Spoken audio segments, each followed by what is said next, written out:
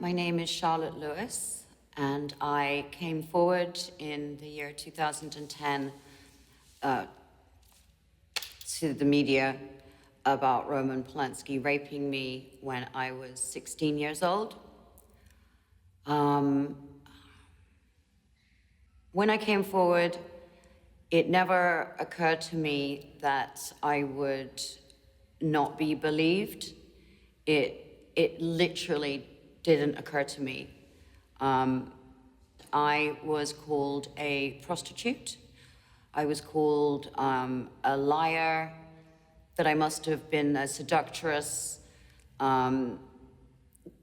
Anything that you could imagine that they would call somebody who's accused somebody of raping them, they did.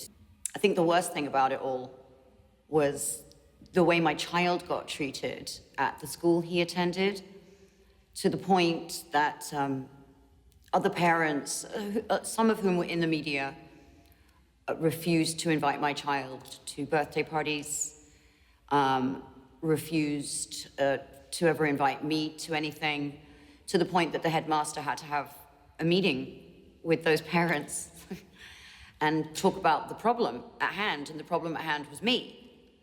It affected me to the point that I had a nervous breakdown.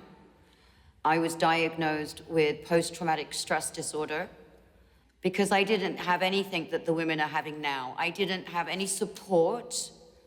There was no sisterhood. There was no nothing. In fact, what I had was Harvey Weinstein, who was Roman's champion, rallying his troops against me for Roman, to get Roman back into America. He had everybody sign a petition. He started a petition. So all the actors and directors and writers were on Roman's side.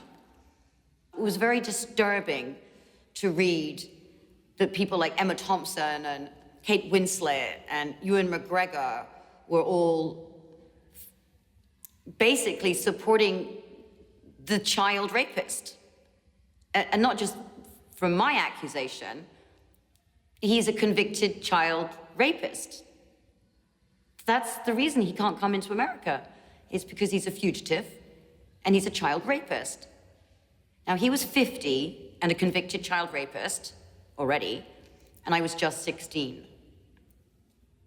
First time he met me, he was really nice. He managed, even though he was much older, he managed to talk to me in a way that made me feel very comfortable.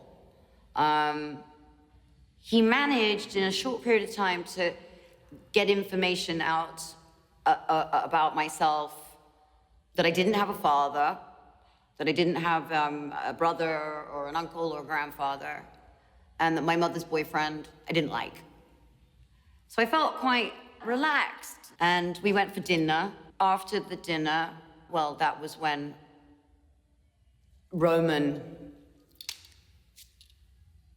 raped me. He'd given me a pill because I was very upset, and that was to calm me down. It was like a lot of shaming me into doing something that I didn't want to do, actually forcing me, pushing my head.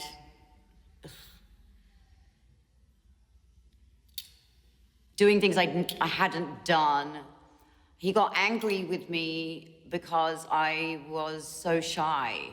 I remember being told that if you're not a big enough girl to have sex with me, then you're not a big enough girl to do the screen test.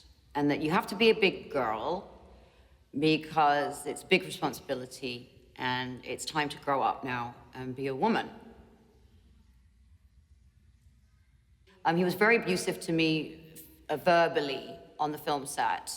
And he hit me really hard once on the film set, slapped me so hard across the face that there was a handprint. I for some reason, really wanted to do well for him.